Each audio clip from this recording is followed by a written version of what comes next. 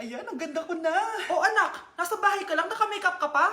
Anay, pupunta kasi yung maliligaw ko dito sa bahay natin. Siyempre dapat maganda ako, di ba? Ah, ganun ba? Sige, mag-aayos din ako. A few moments later. Wow baka sa'yo pa ma-inlove yung maniligaw ko, Nay. Ano ka ba anak? Natural beauty kaya to. Nay, nandito na siya. Ayusin mo Ako bahala anak. Uy, pasok ka. Hello po tita. Nice to meet you po. Ikaw pa rin maniligaw ng anak ko. Ako nga po. Mahal na mahal ko po yung anak nyo. Mahal agad? Kakakilala nyo pa lang. Nay, wala naman yung tagal ng pagsasama. Opo tita. Ipapaalam ko na din po sana siya na... Magtatanan na kayo? Hindi pwede. Ang OA mo, Nay. Na maging girlfriend ko po siya. Mayaman ka ba? Ano ba yung mga tanong mo, Nay? Sakto lang po. Sakto? Ay naku, baka wala ka mapakain dito sa anak ko Matako pa naman tong babaeng to. Pero magtatrabaho po ako na maayos para sa future naming dalawa. Nay, sige na, payagan mo na siya. Sige, basta siguraduhin mo hindi mo papabayaan tong anak ko Yes! Tay, pasok ka na. Wow, meet the parents agad. Hello po dito.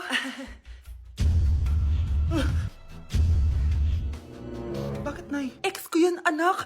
Siya yung nagloko sa akin dati. Lumayas kayo dito! Nay! Scarlett! Tara na anak! Nay! Ano ba kinalaman naming dalawa sa nangyari sa inyo dati? Basta, hindi kayo pwede! Pero Nay, mahal ko siya!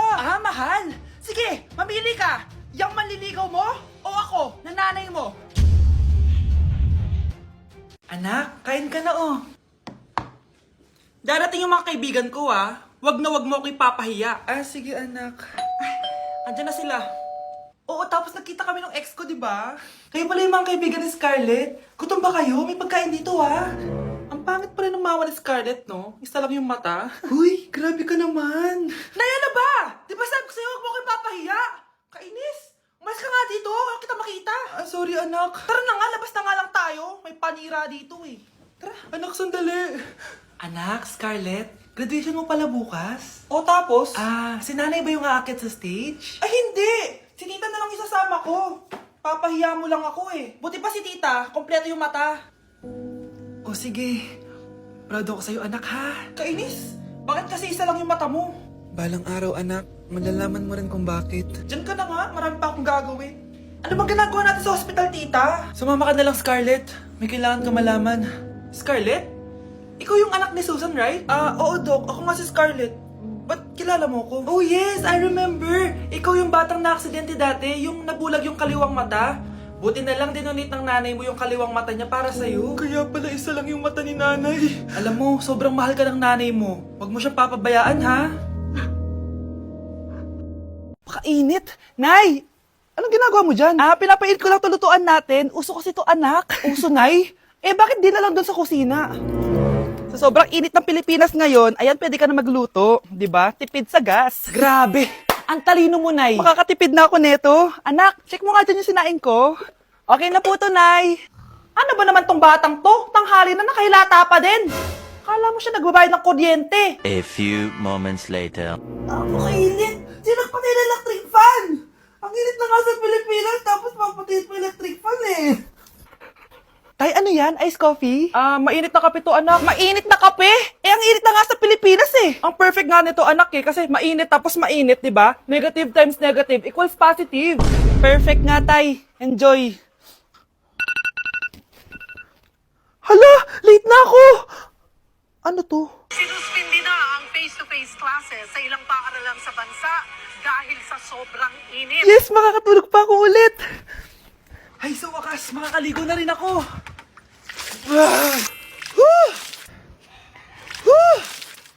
Hi, Cheska. Hi. Alam mo ba kung bakit mainit sa Pilipinas? Bakit? Kasi, hot ako. Pero natabo. Yan, ang init-init na ka sa Pilipinas tapos mag-joke ka pa ng ganyan. Sungit! Ay, nagugutom na ako. Lobat na ako. Nasaan yung charger ng phone ko? Nandito lang yung kanina. Nay, nawawala yung charger ng phone ko.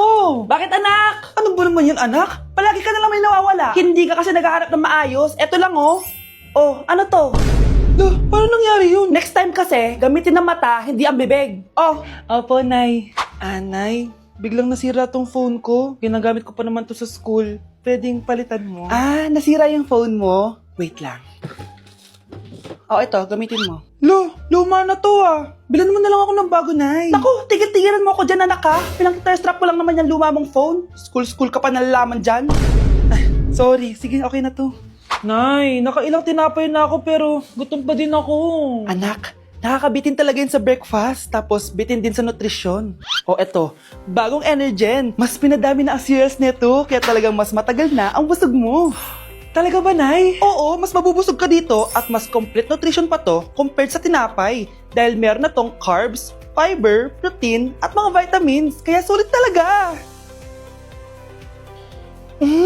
Ang dami nga cereals, Nay. Tapos with milk pa. Ramdam ko na agad yung busog, Nay. Oh, may problema ka pa? Sabihin mo na lahat sa akin. May solution ako dyan. Go, Nay. Okay, class. Accepted sa exam ang may pinakamagandang spoken poetry. Ma'am, I volunteer. Wow, okay, Scarlett. Esophagus. Habang tayo'y kumakain sa pagkainan, hindi mawawala ang esophagus. Mananatili yan panghabang buhay. Dadaloy yan sa iyong sinapupunan. And I thank you. Magaling! Sinong gustong lumaban kay Scarlett? Ma'am, lalaban po ako. Okay, class, may lalaban pala kay Scarlett. Si Samantha. Pantog. Kapag tayo'y umiihi, syempre, kailangan hindi mo mapigilan ang iyong ihi, syempre, para iwas bato, para iwas sakit, syempre, may point siya. Kaya kung ayaw mo yun, umihi ka na umihi, para yung pantog mo, hindi magkaaberya ng ganon. And I thank you. Okay, class, parehas silang magaling. Kaso, isa lang ang mananalo. Sana ako yung manalo para perfect na ako sa exam. Sigurado namang ako yung mananalo dyan. Galing ko kaya. Ang nanalo ay si... Ako po, ma'am. Lalaban ako.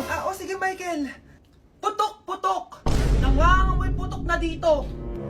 Matuto rin kayong maligo. Bakit absent ka kahapon, Scarlett? Ma'am, nagkasakit po kasi ako. Nagkasakit? Tinatamad lang yan, ma'am. Papansin talaga tong si Samantha. Nasaan yung ebidensya mo na nagkasakit ka? Meron po akong excuse letter, ma'am. Ay, excuse letter lang? Nasaan yung medical certificate mo? Medical certificate, ma'am? Hindi naman po pumunta ng doktor. Oh, paano ko malalaman na totoong nagkasakit ka? Ito po, ma'am, yung chat namin ng nanay ko. Ito po, ma'am, picture po ng thermometer na ginamit ko. Sus, kinuha mo lang yun sa internet eh. Papansin ka? Kulang sa pansin eh. Ay, hindi ko tatanggapin yan, be. Hindi kita i-excuse. Dapat medical certificate yung ibigay mo sa akin. Aba, ma'am, kailangan ka pang nagkakasakit, may medical certificate agad? Paano kung masakit lang yung katawan? Paano kung masakit lang yung puson? Kailangan mo agad ng doktor? Hindi kami mayaman, ma'am. Hoy, anak, tumawag yung teacher mo sa akin. Ninakaw mo doon ng pera sa Samantha, ha? Ha? Wala akong ninanakawan, Nay. Nag-iimbento na naman yung babaeng yan. Kung talaga nagsasabi ka na totoo, sige, tara. Puntahan natin yung teacher mo. Sige, Nay, tara. Papatunayan ko sa'yo. So, totoo ba, Samantha? Naninakawan ka ng pera nitong si Scarlett? Opo, ma'am. Siya po kasing katabi ko bago po ako mag-CR. Tapos pagbalik ko, wala na yung pera sa wallet ko. Ay, hindi totoo yan, ma'am. Sige nga, Samantha. May ebidensya ka ba? Tsaka di ko pinalaki magnanakaw tong anak ko, no? Aba! So, sinasabi mo pinalaki ko sinungaling tong anak ko? Oh, tama na yung mga ma'am, ha?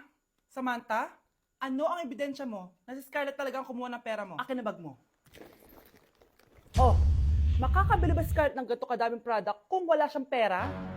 So, totoo nga, Scarlett? Anak, ano ibig sabihin nito, ha? Ano ba kayo? Hindi nyo ba alam? Ang tagal ko hinintay itong YOU Beauty's 11/11 Paskong Panalo Sale para mabili ko lahat to, no? Kasi meron silang big discounts at may pa-free gifts pa sila kapag bumili kayo ngayong 11/11. Ay, bongga pala. Just buy any 2 of these or just buy any 2 of the Sunbrella Sunscreen Series and get free travel sizes gifts worth 350 pesos. Hello, bet ko yun, anak. Marami pang freebies at special offers kapag tumutok kayo sa live ng YOU Beauty Philippines this 11/11 na yan. Kaya remember, buy 2, get 6 gifts. Aabangan ko yan. Ay, eto pala yung pera ko. Naipit lang pala. Oh, tapos sisisihin nyo tong anak ko. Diyos ko, kang bata ka. Tara na nga, anak. Mag-a-add to cart pa ako kauwi. O siya na, magsiuwi na kayo. Madami pa akong gagawin.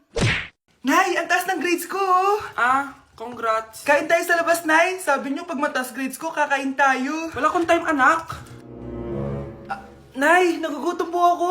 Anak, may ginagawa ko. Nay, di po ba kayo magluluto? Ano ba yung anak? Ang tanda mo na, di mo pa rin kaya magluto para sa sarili mo?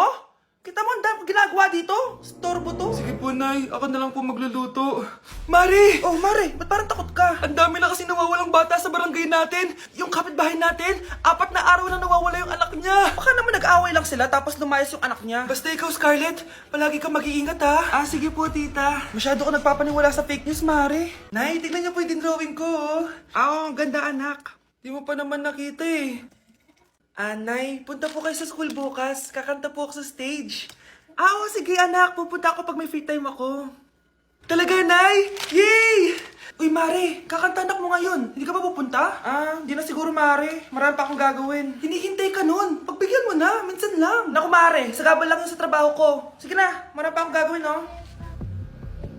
Nasaan ka na ba, Nay? Malapit na akong tawagin. Hindi ka mahal ng nanay mo. Mahal ako ng nanay ko! Tao po! Bakit po, sir? Kayo ba yung nanay ni Scarlett? Opo. Ma'am, nawawala po yung anak nyo. Ano? Si Scarlett? Aware naman siguro kayo na maraming nawawalang bata dito sa barangay natin, ma'am. Scarlett? Yung iba, ma'am, hindi na namin nahanap. Napakawalang kwenta mong nanay. Disturb mo yan.